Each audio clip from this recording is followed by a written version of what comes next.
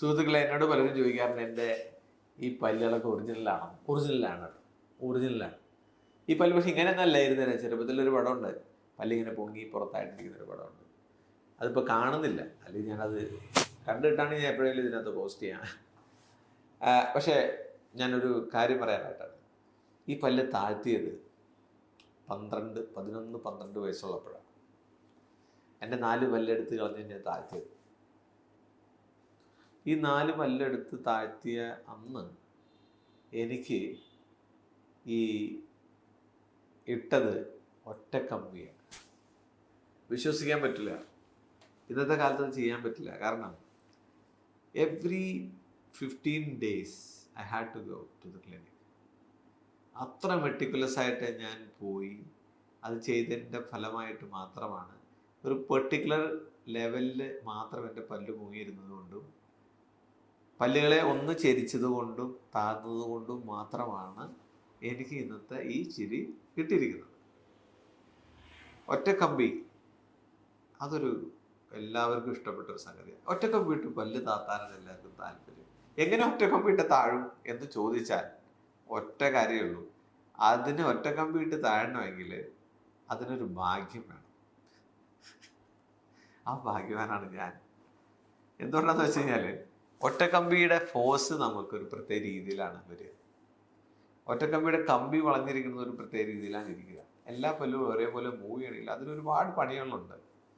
ഇത് മാത്രമല്ല, നമ്മളത് വെക്കുന്നതിലും എടുക്കുന്നതിലും എല്ലാത്തിലുള്ള നമ്മളുടെ കോപ്പറേഷൻ, കോപ്ലൈൻസ് കൃത്യമായിരിക്കണം.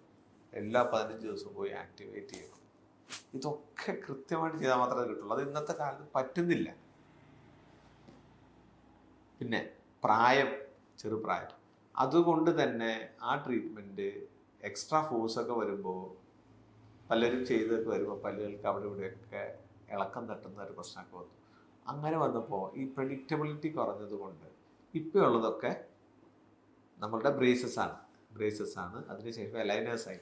ഇപ്പം ഞാൻ പറഞ്ഞു വന്നത്, ഈ ഒറ്റക്കമ്പി ഇപ്പോൾ ഉപയോഗിക്കുന്നത്, എന്നാലും നമ്മൾ ഇതൊക്കെ പറഞ്ഞാലും നമുക്കൊക്കെ ഭയങ്കര ഇഷ്ടം ഒറ്റക്കമ്പിക്ക് താത്തിയാൽ മതി എന്നുള്ളതാണ്.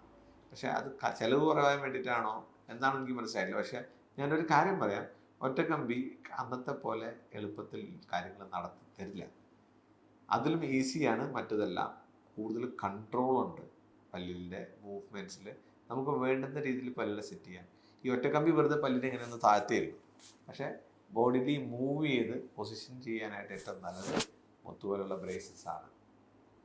അപ്പോൾ ഇതിപ്പോൾ ഉപയോഗിക്കുന്നത് പല്ല് കമ്പിയിട്ടതിന് ശേഷം റിട്ടൻഷന് വേണ്ടി മാത്രമാണ്. ആ പല്ലിനെ ആ പൊസിഷനിൽ മാത്രം നിർത്തുന്നതിനുള്ളതാണ്.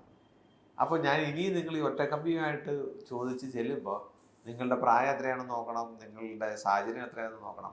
ഒരു കുട്ടിയും പോലും ഇതിങ്ങനെ വെച്ചുകൊണ്ടൊക്കെ ഇഷ്ടപ്പെടില്ല, വയനാത്തൊരു സാധനം ഇരിക്കുന്നുണ്ട്. പക്ഷെ ഞാൻ എന്തുകൊണ്ടോ വ്യത്യസ്തനായിരുന്നു. അന്ന് തുടങ്ങി എനിക്ക് ഡെന്റിസ്റ്റ് ആവണം എന്നുള്ള ആഗ്രഹമാണ്.